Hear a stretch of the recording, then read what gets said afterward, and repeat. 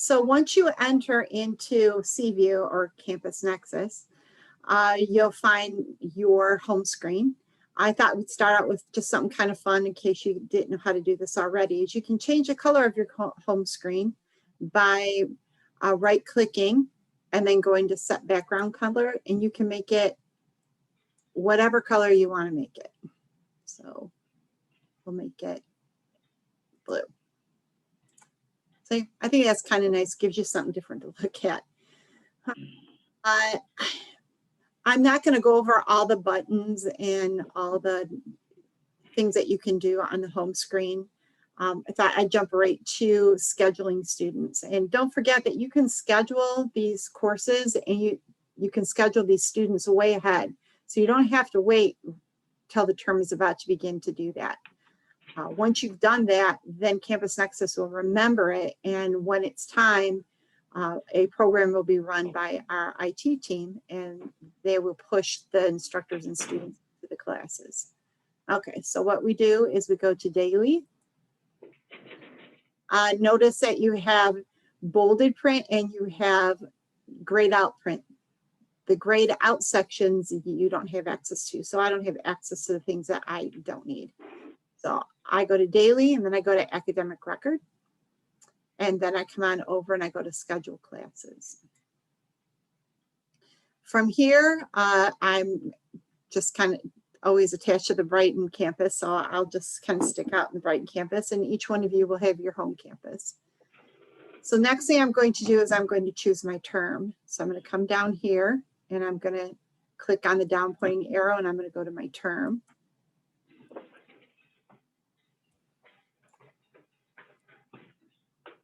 For some reason, my term is, try and get it to come up over here. My term is showing up on my other screen here. So I go to my term and I find the term that I want. And they're all it by start date. So I think I'm going to pick a term. I'll pick the 426 term. You too. There, the 426 term. And that brings up the courses that have already been set up in Campus Nexus. So the next thing I have to do before I add my instructors is I have to go to publish schedule. So I'm going to click on publish schedule, and the schedule comes up, and it's always going to come up empty. Now, if you don't publish a schedule first and you go ahead and you put your instructors in, it won't matter how many times you push them through to get them into the courses in Canvas, they won't go. You have to have your published schedule set first. So we see that there is the term start and the term end date. The published start date is always going to be the same as the term start date. So I'm going to put that in. You have to put 0426 and then put 23 in. Then I'm going to do my time, and my time is going to always be 12 a.m. So 12:00 a.m. The published end date is going to be 7 days after the published term end. So if I take my 7 days after the 23rd, that brings me to May 30th. So I'm going to put 05/30/23. And then again, 12 o'clock a.m. And online grade are going to be available at that same time, which is 5:30, 7 days after the end. Oops, see if what happens when you don't put the 0 in front. 05/30/23. And then time is going to be 12. I've run out of screen here, so I'm going to come down here and I'm going to pull my screen over so I can see. A shared course start date is going to be the term start, which is 4/26/23. And again, 12 a.m.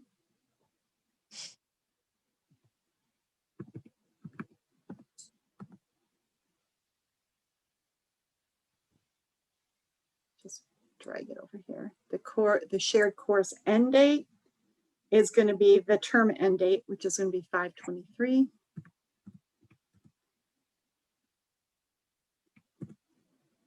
And the time is going to be 12 a.m.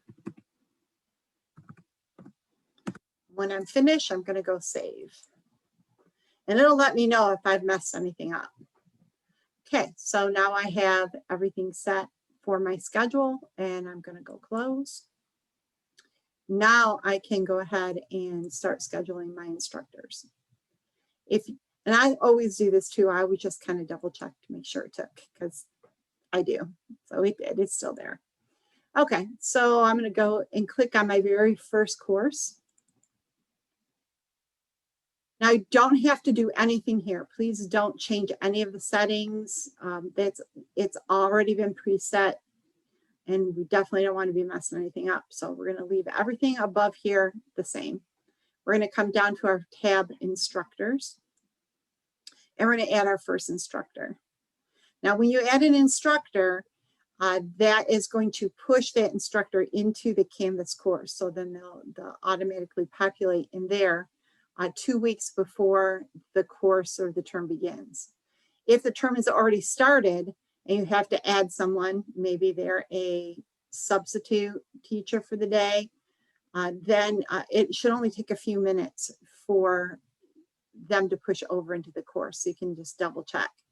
Sometimes when I'm in Canvas, after I've pushed an instructor from Campus Nexus, I have to refresh my screen a couple times before they'll pop up. So just kind of be patient. If they don't publish or they don't push into the Canvas course within 15, 20 minutes, then go back in here to this screen and push them back into the course. So sometimes it takes it, sometimes it doesn't. Okay, so to add instructor, I'm going to come over here and I'm going to click on the down pointing arrow. Gosh, I wish that these would show. And then all of my instructors are going to show up in a line here in alphabetical order. If you don't see your instructors show up on your schedule, then you're going to need to put in a Zendesk ticket to have that instructor added to your Campus Nexus instructor roster. Okay, so we're just going to add an instructor.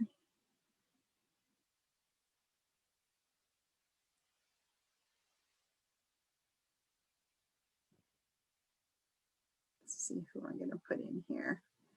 I think I'll just put in our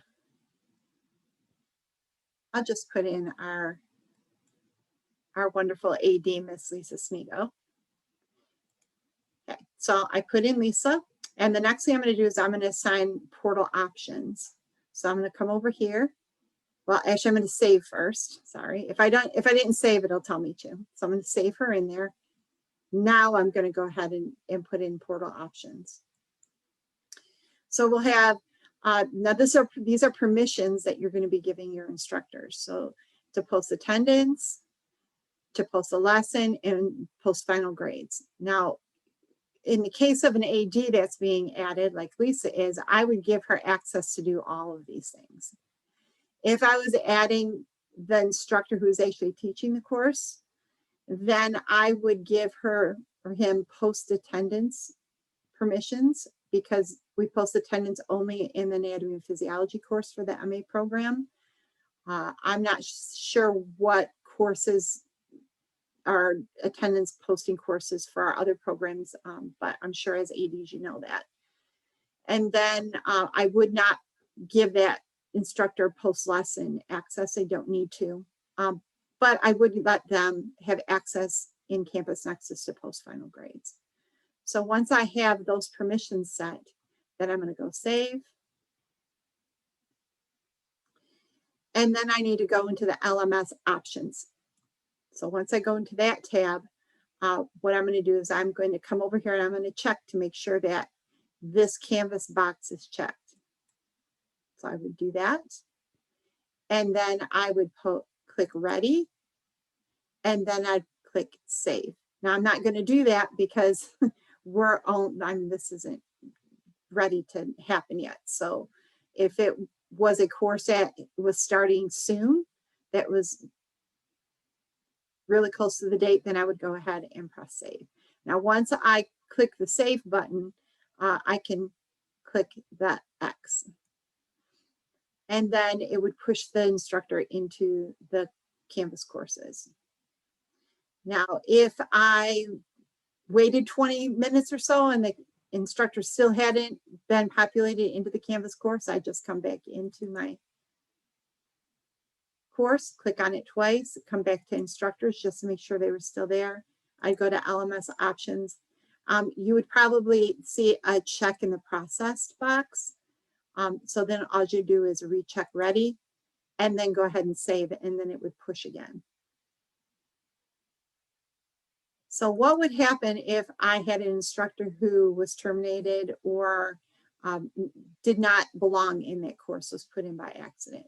So I would go into the course where the instructor is. I'd go instructors. I'd click here and highlight the instructor's name. And then I would just press delete, my delete key on my keyboard. And then it would say, you want to delete? And I'd say, yes, I do. The instructor would disappear, and then you have to save. And then the instructor would be gone.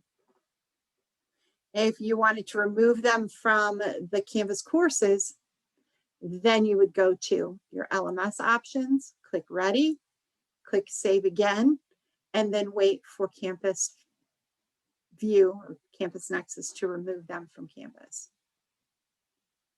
So pretty much it's just as easy as that.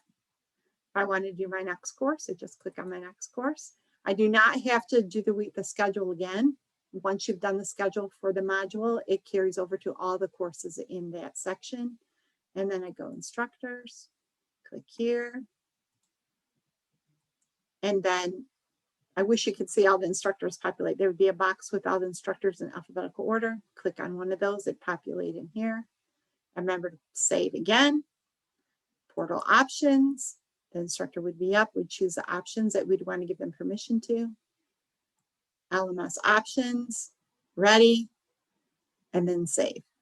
It's just as easy as that. Okay, so does anyone have any questions for me? Anything I can recover again or show?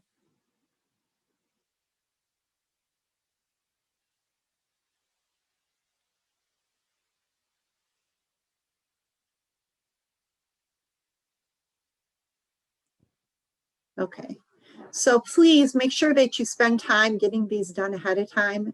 We really are dependent on the ADs and RCDs to get these instructors scheduled in these courses ahead of time so that when 2 weeks happens, that they automatically get access to those courses and can begin setting them up. Once they've done that, then the students will populate 1 week before, and then we're ready to go. We really want to take that time to get this done so that we're not rushing and that students have everything they need, and it's much easier on the instructors as well. Oh, and a side note, please don't forget to put in your online instructor, as they're going to need to have access to the courses that they teach. So I know that it's easy just to put everybody in, but I would really like you to remember every instructor that you put into the course does push into the Canvas course. So we really want to avoid to have 10 instructors or 8 instructors for 4 students. Only put the instructors in that need to be put in the course and need access to the course. What is that old adage, you know, too many cooks in the kitchen? We really don't want to have too many cooks, possibly changing something in the course or doing something that they really maybe didn't intend to do and kind of mess things up. So it's so easy to just add another instructor if you need to. Hopefully this was helpful. And I guess I'm ready to turn it over to Amy for the big blue button. Great. Thank you, Jen. That's great information. We did have 2 questions in the chat. One said, I had never done the published schedule before, but I have not had any issues. Is there something I'm missing? So if you missed it, you probably had somebody fix it for you and just didn't say anything. Okay, great. And then another question, are we supposed to be doing the published part? You're supposed to be doing the published part inside CView, yes. So Okay, if great, you thank didn't you. put that schedule in, then you're not going to get instructors in. Then they're going to wonder where their courses are at. Right, and that was a great mention about being careful to only include the instructors that have a need to access the classes. I know from an online perspective, if the online instructor is looking for somebody to ask a question, sometimes go into the people area, and then they just start picking everybody that says teachers, so they may be sending questions to the wrong people, so.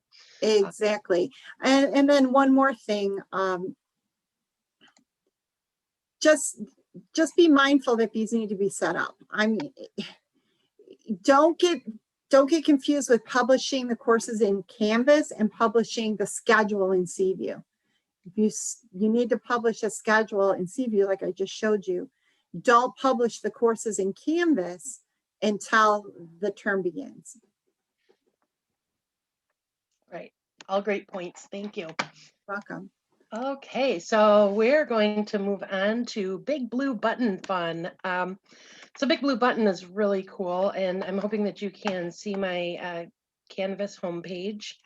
And we are going to go through what the Big Blue Button is and the basics of how to use it. I'm hoping that we can get a Big Blue Button focused in service on the schedule so that we could spread that out to faculty as well. One of the things that will be a personal mission of mine over the next academic year or so is to be sure that we're integrating more technology into the classes so that we can, target different learning types with students and provide more accessibility to them. And Big Blue Button is one of the ways that we can do that because it offers the opportunity to make those connections with students in an easier way that is accessible to everyone. So right now you are looking at a Canvas course. It's our faculty online orientation. So I knew that I could open this up and not make any mistakes with it, so I can play around and not have an issue. Big Blue Button is a conference tool, and it is located in the left side menu. It should be visible to both instructors and students, and the way that we know this is if it has the eyeball icon or not. So if you notice that the announcements area has the eyeball blocked here, that means that users can't access it, but they can access Big Blue Button. So we're going to go ahead and click on that, which takes us to the conference area. So this is a repository, if you will, for conferences that you've had and then the ones that you have upcoming. And that's just the Canvas terminology for the meeting or the virtual meeting. So any new conferences or upcoming ones that you have will be posted here, and the ones that you've finished will be stored or archived down in the concluded area. So to set up a new one, you're going to click Add Conference, and then you get to the selection screen. The conference type will always default to Big Blue Button. And then we have our settings and our attendees. So for the settings, you would get to give it a name.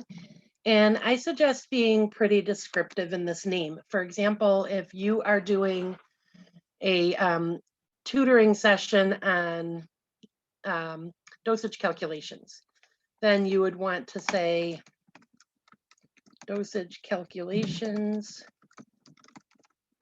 tutoring. And the reason we want to be descriptive here is because it will be archived in that concluded area. And if we need to pull up recordings, then you want to be sure that you're pulling up the right one. Set an estimated duration. And here's the thing about this is that the duration will limit it to the time that you set. So this is really nice to be able to prevent getting too far in the weeds and having a 1 hour planned call turn into 3. However, it doesn't mean that you are stuck doing 1 hour. If your conference goes earlier or if all the students get what they need and it's been 45 minutes, you can absolutely close out of there as well. So simply highlighting and typing, or you can use the buttons to determine how much time you want to allot for the meeting. The default is to enable the recording for the conference, and this is always recommended because it gives you a launch pad, if you will, of what you did during that conference, and it allows you to store it and save it. You can assign it to new students down the road. You can use it for your own reference, and it also gives you recorded documentation of everything that was said. For example, if a student down the road challenges you and says, well, you never told us that, but you know for a fact that you did in a conference, you could always go back to the recording to review that. You can set it for no time limit if you like. You can enable a waiting room, which means that users will sign in to go into the conference and they have to wait for you to start it rather than just getting started themselves. And then you can click to add it to the calendar. So this will show up in the student's Canvas calendar if it's something that you want them to attend. And those are really good features as well because we want to promote students using this. One of the purposes of using the big blue button is to be able to make those connections with students that we might otherwise not be able to have.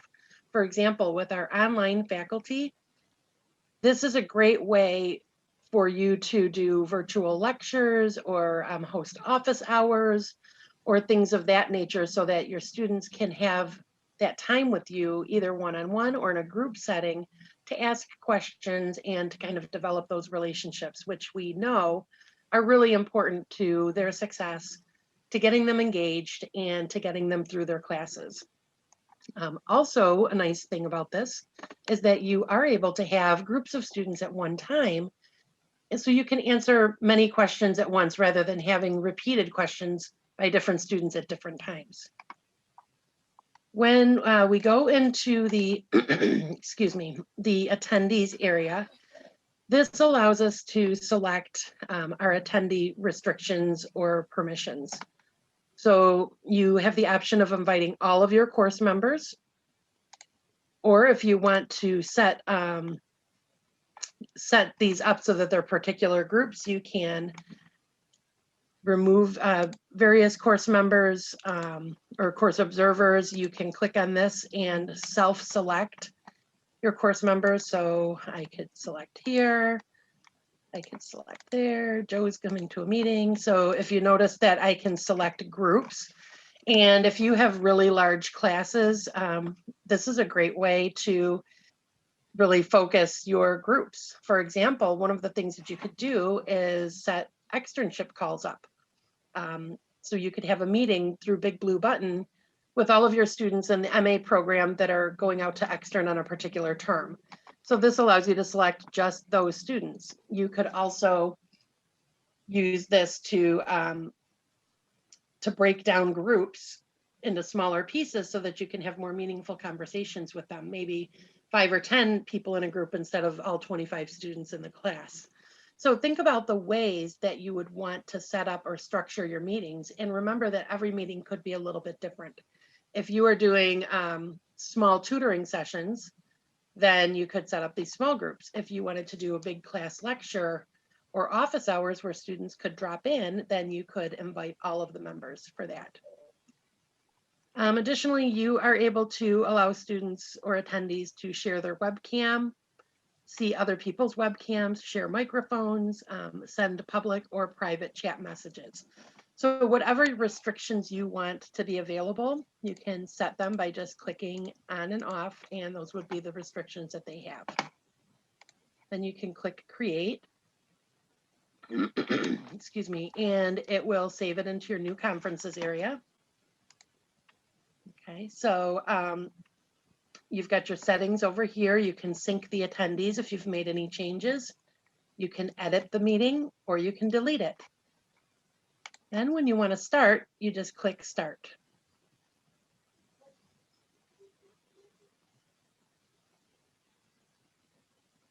Okay, so this will allow you to join your audio by microphone, or if you're listening only, if it's a lecture style, students will have those options as well. And everything is pretty self-explanatory in here. You are able to initiate the chat features. Oops. Minimize. You can share notes with other attendees. So for example, if I am typing notes here, Everything that you do in here is saved as a part of the recording. This shows you the users who are attending currently. In your settings area, you can mute your users, except the presenter, lock, save the names, clear the icons, create breakout rooms, which is really nice. So if you're hosting a virtual class, you can set these up into smaller breakout rooms and have students go into the rooms with their other classmates. Excuse me. And then you can enable the closed captions and so on and so forth. Over here, you would start recording to initiate your recording. So let's say that you've gotten started with your meeting and we've made all of the introductions and the chit chat and all of that is over and we're ready to get started. You always want to be sure that you click start recording. To share your webcam, you can use the menu icons down here. So I don't need to join the audio because I'm recording through Ring Central here, but you will always want to be sure you're in the audio. Click to share your webcam if you want to share that, and then share your screen with others. So if you're doing a presentation versus an open virtual room, you want to be sure that you're sharing your screen. Excuse me. And a best practice is to always ask your users if they can see your screen. I have been a victim of that before where I've been presenting and 5 minutes in somebody tells me, well, we can't see your screen. So on my end, I appear to be sharing, but they may not see it. So I always like to ask, can you see my screen before I get started?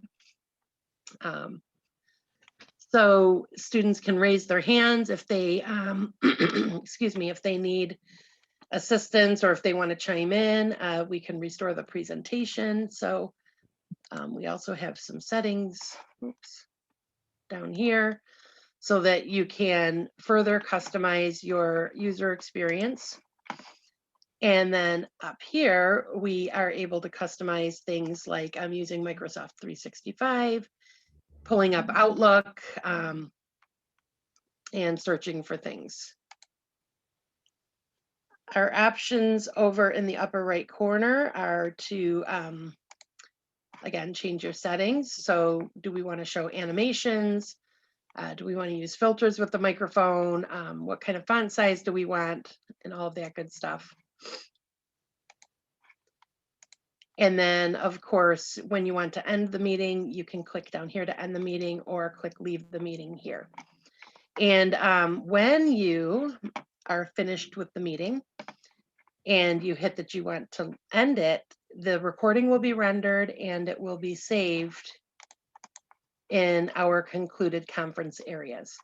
So there are a lot of different things that you can do with Big Blue Button and a ton of various applications. And it's my hope that over time we'll kind of normalize using features like Big Blue Button or Google Meets to meet with our students, especially for online instructors. And just, you know, kind of in general for, you know, that communication piece with the students. And it really will be helpful to them to understand that you are available to them and that we have alternate means of communicating with them. And I think that allowing virtual meetings like this and using things like the Big Blue Button will kind of help knock down a lot of those barriers to communications that we have with students. So I would challenge you all to think about ways that you can utilize the Big Blue Button, excuse me, and encourage your faculty to use it as well, and think about ways that they could use it that's meaningful and that would be helpful and that would be insightful. One way that we could do that is by polling students in the classroom and ask them, what kinds of things would you like to see if we were to utilize something like the Big Blue Button or things of that nature. I've had people before use this feature for guest speakers, maybe somebody that has some content knowledge about something we're lecturing on and they pop in for a 10-minute Big Blue Button guest feature call or something like that. So the applications are really kind of limitless, and it's great. Oh, I'm sorry, I'm just reading the chat. So it's a great way to really make those connections. Let's see here. Okay, so Becky says that we use the big blue button every term in my BOA, and I know that you do, Becky, and that's awesome. And with my BOA, especially being an online program, this is a way to get everybody together in a classroom, so to speak, or in a couple of different classrooms. Becky does live lectures for difficult topics, such as coding, math, and insurance calculations. And I would definitely recommend for your most difficult topics to do something like the big blue button or Google Meets or something like that, because this will allow students to see what you're saying, they will hear what you're saying, and they will have the opportunity to ask questions. And once we get them out of our sight, sometimes getting them to ask those relevant questions is really tricky. So you definitely use this for things like that. Oh, and thank you, Jen, for answering that question about having the instructors having the ability to create them. Yes, at this time, only instructors can create the conferences, but if students wanted to get together and they were expressing that this is something they wanted to do, you could always set up a conference and put them in breakout rooms with one another so that they can work. Doesn't necessarily mean that you have to be there with them if they wanted to work in this way or collaborate in this way, but you could set up the breakout rooms for them.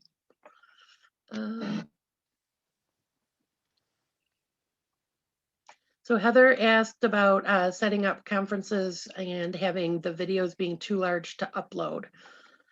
I have not heard of that before. However, I know that large files do continue to be an issue all across the board anytime we're doing something virtual.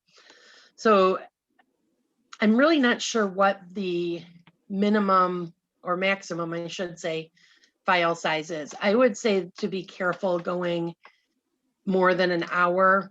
And I know, Becky, you use this a lot. Have you experienced any file issues? No, I've never seen that. Okay.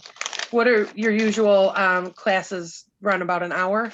Yes, I try to keep it to an hour always. Okay. This is Jen. I'm wondering if maybe they were trying to upload a video into the big blue button that was just too big. Oh. Yes, I've Oh, never that's possible. uploaded anything. Yeah, Then that it would could max be a out. possibility. Mhm. Okay. Great. Well, so I think that it's a great idea if you guys go in there, play around with the big blue button. You really can't break anything by going in and setting up a conference and playing with it. You know, get your students in there. One way that you could do it is to use it as an icebreaker, and that's a great way to practice at the beginning of the class and the term. Get everybody in there, do some icebreaker, have some chit chat, you know, make it friendly, make it informal, and use that as a time to experiment with it and use the platform as a practice with the students. And then we can think about other applications to make it more meaningful and usable in the classroom. And like I said, I'm going to try to do a separate, more advanced and immersive experience with the big blue button for in-services, so we can get that recording onto Paycom and have it separate from the Canvas administration piece. But I wanted to put this out there so that you're aware of what Big Blue Button is and what we can do, and you can encourage your faculty to start using it in the classroom and think about ways that they could make connections with students while they use it. So do we have any other questions about Big Blue Button or anything else at this time?